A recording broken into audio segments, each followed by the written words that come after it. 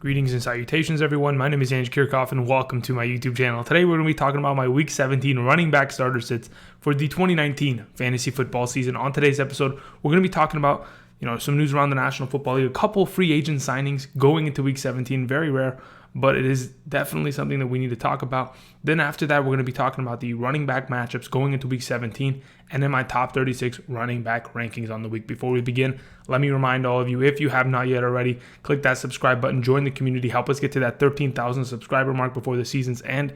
Also, don't forget to click the bell notification button to stay up to date on my latest content. We will be having content all the way through the end of the 2019-2020 season, going through the NFL playoffs, Super Bowl, all that kind of stuff. We'll have content through there, so don't forget to click the notification bell button. And also, if you like today's video, don't forget to click the like button. Thank you very much.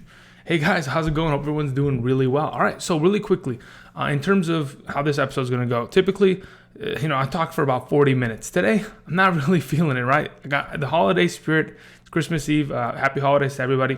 As of right now, I got some stuff to do. And really, at this point, there's not a lot of you really in Week 17 matchups. But if there are, this will hopefully help. I'm pretty confident with today's rankings. A couple pieces of news going into pretty much Week 17. Marshawn Lynch is the biggest name on the block. Yesterday, the Seattle Seahawks, due to the unfortunate injuries to many of their running backs, signed Robert Turbin and Marshawn Lynch. Marshawn Lynch has not played football since last season, where he was sent to the IR from the Raiders. But I guess he's ready to go. They found a pretty neutral ground. Both of them, both the organization and him, had interest in one another, and bada boom, they got the deal done. So this is my thought process. If you're going into Week 17 and you're playing in a championship game, you cannot rely upon picking up a guy like Marshawn Lynch. He is bait, purely. Similar to how Adam Thielen was bait last week, and Juju Smith-Schuster, Mike Boone. These are names of guys that are being thrown up and are just completely, they're purely just bait. Looking at the backfield for the Seattle Seahawks, not only do they have to play against the San Francisco 49ers, which is an extremely difficult matchup, but there's three guys back there, and Marshawn Lynch hasn't taken some snaps in a while, so sure, he's going to get some reps here and there throughout the game, but they mainly signed him for their playoff push because I don't think they're going to be able to compete with the 49ers the way that the Seattle Seahawks have played. I mean, last time I checked, Russell Wilson dropped 10 points in fantasy last week in a 6-point per passing touchdown format. Tyler Lockett and DK Metcalf are both on milk cartons because they're absolutely missing, and we don't know where they are. They've gone missing somewhere in Santa Clara. It's very unfortunate, but someone's got to go find them. And then I don't even know. No, they went missing in Seattle. Sorry, excuse me, because they played the Cardinals last week. But regardless, the whole point is that offense is just a mess right now.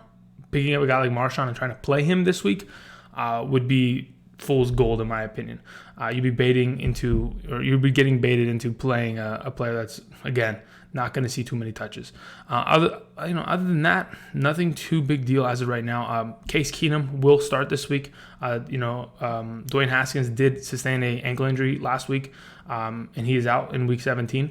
So Case Keenum, Terry McLaurin, that combo could be good, especially for Terry McLaurin, considering earlier this season his best games came with Case Keenum at quarterback, and especially against the Cowboys earlier in the season. They had themselves a pretty good combo game there. But other than that, nothing really too vital in terms of information going around the league right now. A couple players getting sent to the IR, but nothing relevant in terms of fantasy. Other than that, let's go ahead and let's talk about some matchups going into Week 17 at the running back position. Starting off, let's see who gives up the most points to opposing running backs. It's no surprise. The Carolina Panthers and the Jacksonville Jaguars, these are two teams that have, what's hilarious? The Panthers, the Jaguars, and the Lions, right? All three of their logos are cats. Where's the Bengals? The Bengals are at number 7. I don't know what it is, but all four of those teams just seem to not be able to stop the run at all. But anyway, the Carolina Panthers, they've been awful against the run for a very long time. This week they're subject to Alvin Kamara, and Alvin Kamara is, probably, had his best game last week. 2 touchdowns, not really big of a surprise. I mean, the Tennessee Titans were giving up a lot. And, we've seen a lot of teams absolutely dominate this defense just this past week. Marlon Mack and Jordan Wilkins, both of them went for a total of 170-plus rushing yards combined. The backfield as a whole, Nyheim Hines had a touchdown, Wilkins had a touchdown, and Marlon Mack. So, to be honest, anybody's going to be able to run against this defense. And I expect the New Orleans Saints to play pretty well this week. Then we have the Jaguars matchup, which is another one of these easy matchups. Again, the thing is, the Colts play against the Jaguars. And the last time we saw the Colts play against the Jaguars, we saw a guy like Jonathan Williams and Marlon Mack both go for over 100. We could see something similar to maybe perhaps Jordan Wilkins being a guy that we may need to pick up. I'm not sure exactly because, again, he's not getting a lot of touches. Last week, he had 9 rushes for 84 yards. But again, if this is a defense that is not being able to stop the run, we could see Jordan Wilkins come in and help out Marlon Mack and both of them be very relevant running backs this coming week. And then we have the Detroit Lions matchup. I mean, again, Detroit has been better at times, but this last week, Phillip Lindsay had one of his best, in my opinion, his best week of the season, finally coming through, having a big performance, a guy that's been extremely inconsistent this season, but finally at least somebody was able to break through in that offense to have an actually good game. But the Green Bay Packers, Aaron Jones, will be able to take advantage of that matchup. He's going to run all over them fairly easily, in my opinion, saving a lot of fantasy championships, a couple nights ago. So that's pretty incredible. Actually, a couple nights ago, last night. Goodness, everything's kind of meshing this week. A lot of stuff's going down. Anyway, then we have the Washington Redskins, who in my opinion are the worst team against the run. In the last 4 weeks of the season, they have been the worst. I know that they are technically not the worst right now, but they are. They've given up way too many, yards on the ground. Ezekiel Elliott, Tony Pollard, either one. I think they're both going to be top 24 running backs this week, without a doubt in my mind. Then we have the Miami Dolphins. The Patriots are going to run with their 3 running backs all over them because they have no one else to throw to. The Kansas City Chiefs, again, this is a defense that is getting better and better. And I don't really believe in this matchup as much as I used to. Sure, Melvin Gordon and Austin Ekeler still have innate value because of their usage on this, the respective team. But again, this isn't as juicy of a matchup as it used to be, especially earlier on in the season. Cincinnati Bengals, we talked about that. Nick Chubb, Kareem Hunt, both should be fantastic this week. The Houston Texans matchup, that's perfectly fine for if, in fact, Derrick Henry comes back. I don't know if he is. At this point in today's video, I've expected Dion Lewis to come back and play, and Derrick Henry to sit one more week. So maybe he comes back and plays. If he does, the guy's, again, a top 7, top 6, top 5 running back potentially in this week. Then we have the Green Bay Packers matchup. Again, when we thought the Green Bay Packers just weren't good enough to stop the run, when they were averaging and giving up nearly 106 yards per game and nearly a touchdown per game to opposing running backs, all of a sudden we see ourselves with the Green Bay Packers playing some of the best football defensively and kind of looking like how they did early in the season, like in the first month of the season. Their defense is kind of getting back to shape, and that's extremely promising considering the playoffs are just around the corner. So that's not as good of a matchup to take advantage of. And then we have the Cleveland Browns, Joe Mixon on the other side. Then we have the tougher matchups, but that is all. Let's go to move on. Let's talk about my top 36 running back rankings on the week. All right, so how are we going to go about this? These are the top 12 running backs in my eyes. Oh, what the heck's going on here? All right, cool. In my eyes as of right now. So as it currently stands, we have Christian McCaffrey as my number 1. That should not be any sort of surprise. He's 130 more points. Actually, he has 100 and what is it? He has 393.9 points in half PPR. Aaron Jones has 275. I mean, my God, that's actually insane. He's 118 more points more than the next best running back in fantasy. That's insane. And the only reason Aaron Jones is up in this conversation is because he has 19 total touchdowns. That makes a big difference in fantasy, to say the very least. But again, Christian McCaffrey, number 1 as always. The dude is only 67 receiving yards away from breaking 1,000 rushing yards and 1,000 receiving yards in a singular season. And with the amount of times that Will Grier had to throw him the ball for checkdowns and to try to get the ball out of his hands as quickly as he could, I think Christian McCaffrey passes it, and I think he has another fantastic week. He's my number 1. Moving on to number 2, Alvin Kamara. Like I mentioned earlier, the The defense of the Carolina Panthers just not good enough at this point. They're not going to be able to handle this rushing attack. Alvin Kamara had a similar amount of rushing attempts than he had in all of the past couple weeks. Only had 11 this past week, but was able to find the end zone, which is the big difference maker again. But his yards per carry average was increased. 11 for 80 is fantastic. But again, 2 rushing touchdowns makes a difference. I think they're going to continue to feed him the ball, keep his confidence high going into the playoffs because they're definitely going to need him. Moving on to number 3, Ezekiel Elliott should be easy matchup against the Washington Redskins. This team has given up 100 total yards to the last so they gave up 109 or 8 about 190 rushing yards to Zeke, 122 to Sanders, 134 to Aaron Jones. You got to be kidding me. Bo Scarborough went for 98. This is just too easy of a matchup. Zeke should be fine. I expect him to kind of get back to running the ball and probably feed him with Dak's shoulder being as bad as it is at this moment in time. Let's go ahead and move on. Number 4, Saquon Barkley. Speaking of Saquon going for 190 on the ground and 90 through the air with 2 touchdowns last week against Miami, he gets to take on the Philadelphia Eagles. Yes, it's not an easy matchup, but again, if you've got Saquon, you're starting him. I expect the best from this guy. Sure, it took him a while to finally get online and finally really become Saquon Barkley this season and show us what he's really made of. This coming week at home, the offense looked good this past week, but again, it was against a far lesser defense. The Philadelphia Eagles defense will be set and ready to try to contain them, but I expect Saquon to still be a really good contributing running back. Moving on, Nick Chubb is my number 5. Nick Chubb takes on the Cincinnati Bengals. Again, Cincinnati, in terms of stopping the run, not really their forte. It hasn't been their forte all season long or for the past 2 years, in fact. Just this past week, we saw ourselves, a Miles Gaskin went for 55 and a touchdown the week before. Sony Michel looked like he had some life in him with over 95 total yards from. Actually, no, it was over 100. It was 103 yards from scrimmage. That was great. And then we still had Rex Burkhead with 53 and a touchdown. Nick Chubb went for over 100 against this defense a couple weeks back. Again, Nick Chubb playing against Cincinnati. Too easy of a matchup, in my opinion. Cincinnati's looking to try to get the number 1 pick.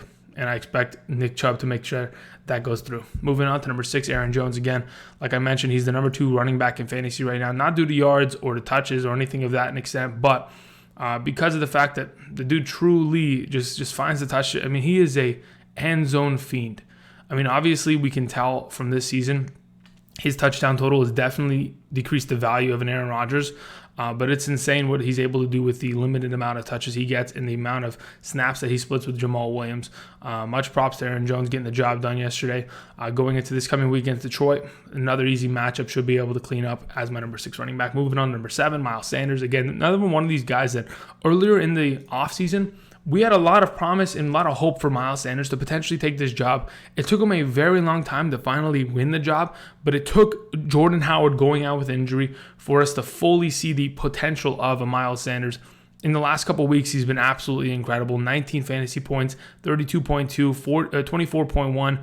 I mean, scoring touchdowns, whether it's through the air or on the ground. His touch counts in the last 4 weeks on the ground alone, 17, 15, 19, 20, absolutely fantastic. And for an offense that is playing against the New York Giants defense, I expect Miles Sanders to have another great week here. Again, this is a guy that is perhaps by the end of 2019 going to be a top 12 running back in half-point PPR scoring formats, which would be absolutely insane considering the start he got off to. All right, moving on. We have ourselves number 8, Todd Gurley. Again, this is a guy that is putting up double-digit points and scoring a lot of touchdowns in the last couple of weeks. Arizona was one of the biggest weeks of the season a couple weeks back where he went for 19 rushes for 95 yards and a touchdown. And was I think that was he had a couple more games of 97 rushing yards, but has yet to break over 100 yards on the ground. Maybe this coming week is the week to do that. Todd Gurley, this offense, they've looked better in the last month in terms of being able to put together an actual game plan and execute it properly. So I'm expecting Todd Gurley to have another good week. Here's my number 8. Moving on to Marlon Mack is my number 9. Again, the guy's getting 15-plus touches. He's getting a lot of work, and it's an extremely easy matchup playing against the Jacksonville Jaguars this week.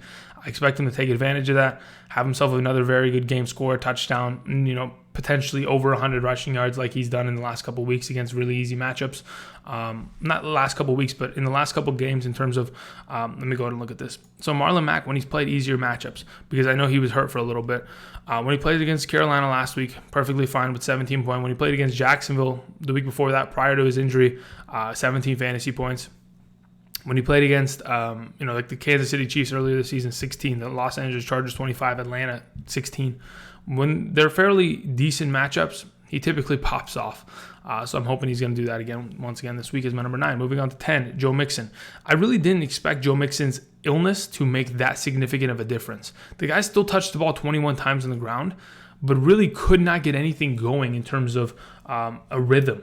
21 rushes for 50 yards, that is not good enough, especially against the Miami Dolphins defense. He really did hurt a lot of fantasy owners last week, considering you had to start him because he was on a streak. He was on a streak of scoring 10-plus fantasy points for what?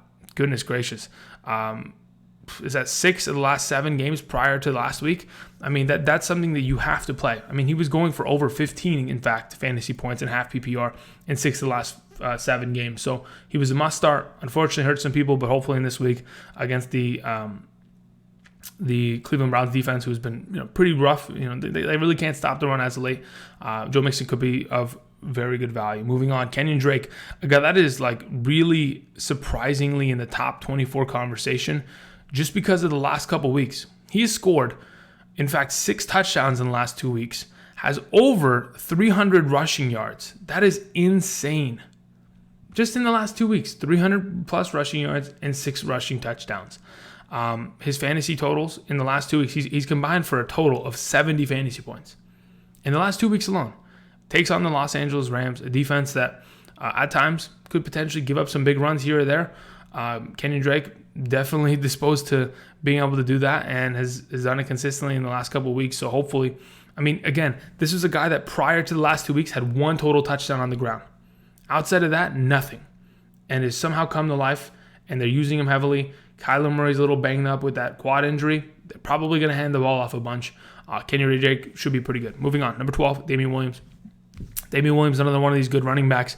And we know what Damien Williams does. He scores touchdowns. That is what he is good for.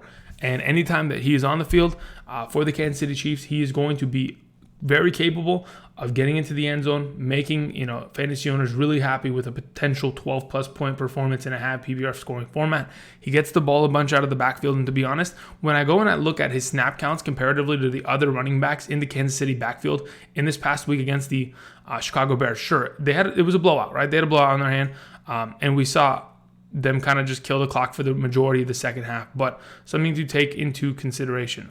What the heck? Why doesn't it have his snap counts here? That's unfortunate.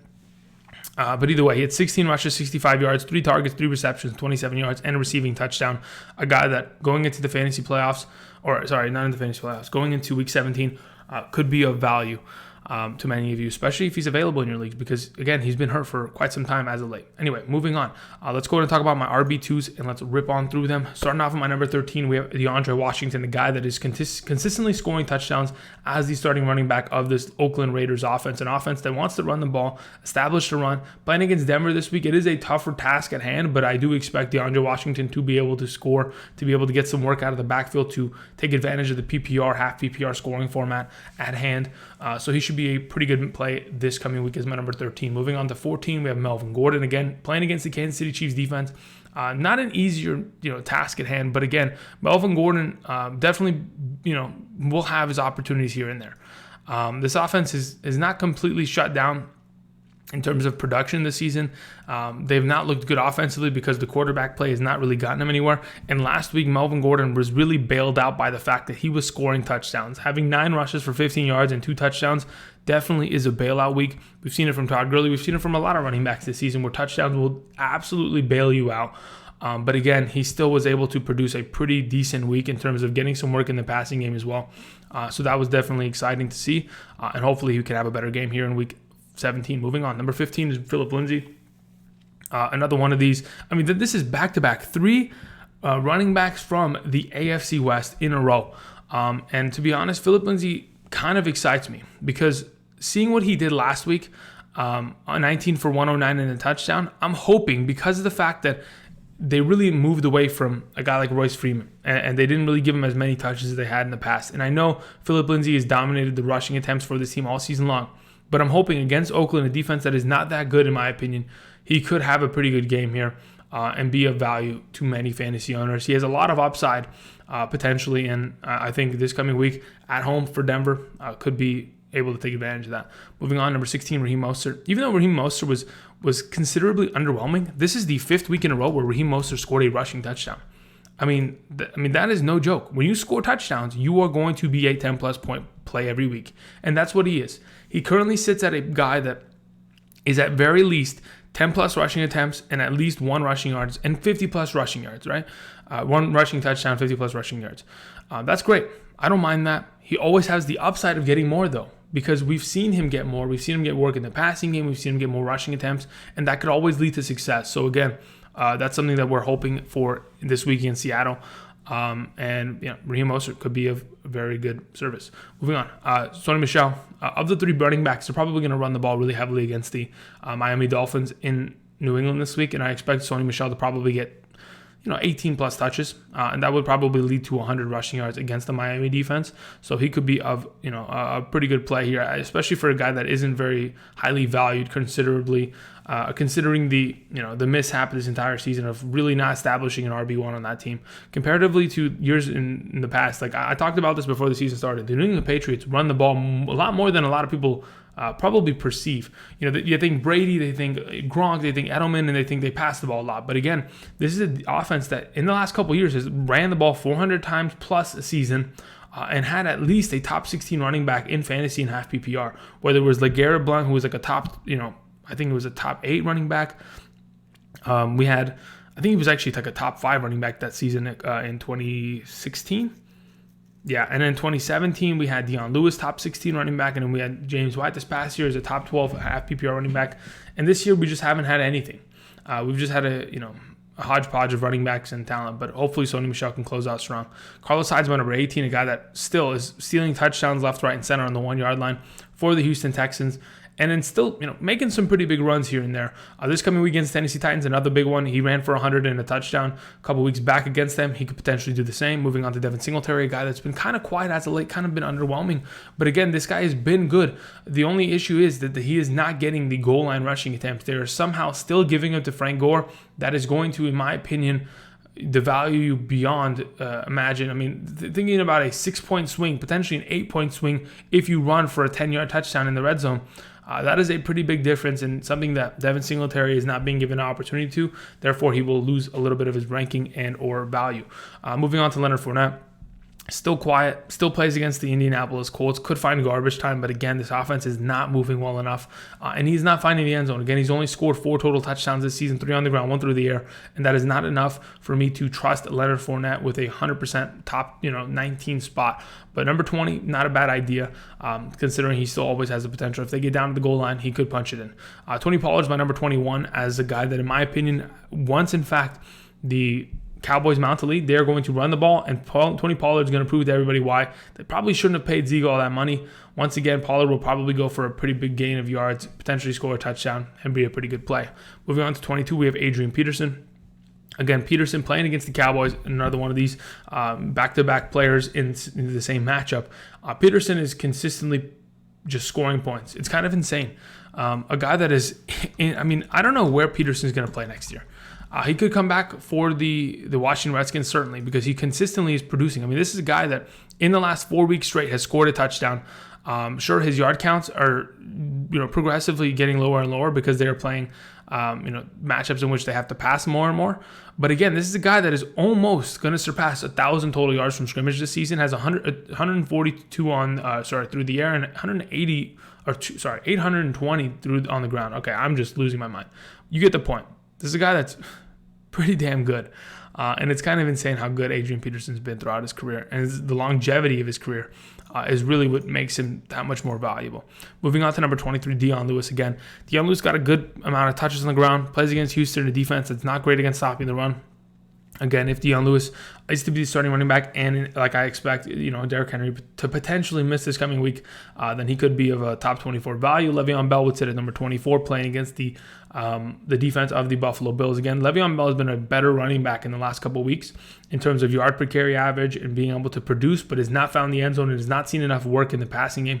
Hopefully they get him more established there. Otherwise, he still sits at a fringe RB3, RB2 scenario. Moving on, let's talk about my RB3s in the week. Closing out today's video, starting off with Austin Ekeler. Again, Austin Ekeler is probably a 10-point play every single week.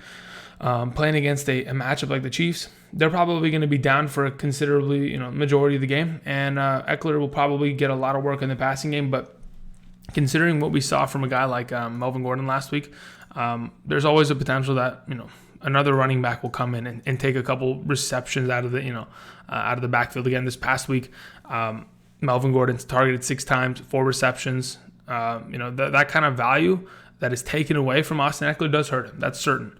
But again, there's what am I saying? Sorry, he had 7 targets, 6 receptions for 32 yards. Again, 6 receptions in a full PPR format for an Austin Ekeler or a half PPR format makes a pretty big difference, certainly. So that definitely hurts him, but hopefully Ekeler can find himself as a pretty good flex play. Moving on to Ronald Jones. Jones had a pretty good week last week. This coming week, he plays against the Falcons. Could end up continuing on that momentum. Again, this is a guy that, in my opinion, is very much so touchdown dependent. If he doesn't score a touchdown, then I don't really trust him to get the job done because he really hasn't all season long. He's been very inconsistent. Him and, just when you think he's going to be the starting running back or take majority of the touches, all of a sudden Peyton Barber comes out and has a pretty good game here. But again, Ronald Jones was, the benefactor of a rushing touchdown early in the game and having a pretty big run, about, 50 plus yards, that kind of saved his average throughout the entire game. But again, Atlanta's matchup could be a pretty, we're experimenting here, right? This is a very inconsistent player. But if you are desperate enough, I think he's better than a lot of these other options at the RB3 position. Moving on, Kareem Hunt is my number 27 again. Kareem Hunt was bound to have a bad game. That's how it works, right? You're bound to potentially have a game in which you don't score. That's what Kareem Hunt faced last week against Cincinnati this week. Again, this is another one of these great matchups. He could potentially steal a touchdown from Nick Chubb, but I expect him to regardless be a very good running back play this week. Gus Edwards at 28, playing against Pittsburgh. Not an easy matchup, but I expect somebody to at least score on this offense. They could get shut out completely, but I don't think Pittsburgh's offense is good enough to potentially even do that without James Conner potentially this week. It's going to be quite a mess. So I think, a guy like Gus Edwards still finds himself some value. Rex Burkhead at 29 to kill clock late in the game. They're going to run the ball with him. That is a given. Devonta Freeman at number 30. I feel like Freeman is probably, against Tampa Bay, not in a very good position to get a good running game together comparatively to last week. But the thing that is of value of Devonta Freeman that has set him apart from other running backs for the last couple of years is his work in the passing game.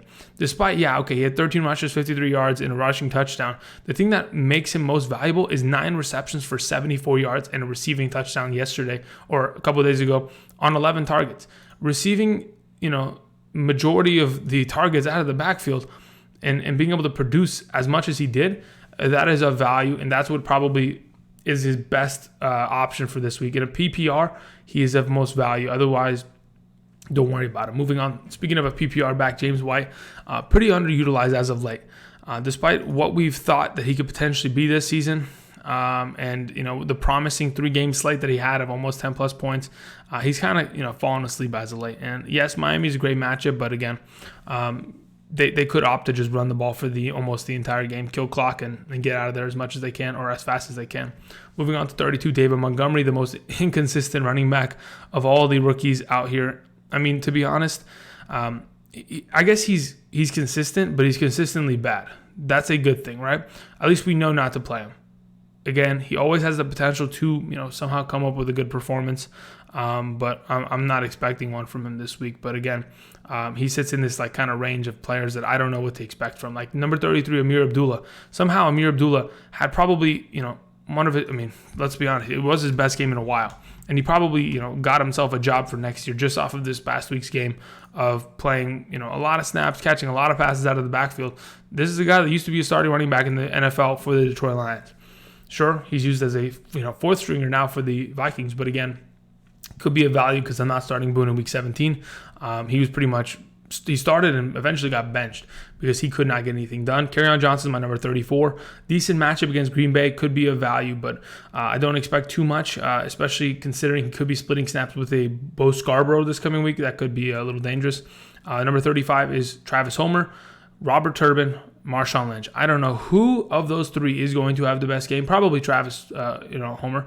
But at this moment in time, again, these are baits. These are guys that potentially you don't want to play because, again, they could end up hurting you more than helping you, considering the matchup and considering how bad the Seattle Seahawks offense has been. Sure, on the ground they've been good, but, again, this is the 49ers defense is probably coming out for blood so they can be the number 1 seed in their NFC division. Moving on to the last player I wanted to mention, Tevin Coleman. Speaking of the other side of this matchup, the 49ers are going to probably get up early and probably run the clock out. Tevin Coleman has probably been the number 2 running back in terms of snap counts, opportunities, all kind of jazz like that. So as of right now, we probably sit in a scenario in which Tevin Coleman at number 36 probably his safest value. But anyway, that's it. Those are my top 36 running back rankings. Those are my rankings for my start and sits for the week 17 of the fantasy football season. Thank you very much, everybody. I appreciate you guys spending your time out of your day to watch today's video. A little bit shorter than usual, but again, 30 minutes pretty sufficed to say that it was pretty good. So I appreciate you guys spending your time here. Happy holidays. Enjoy the night. Enjoy the week. And until next time, tomorrow, wide receivers. See you guys. Peace.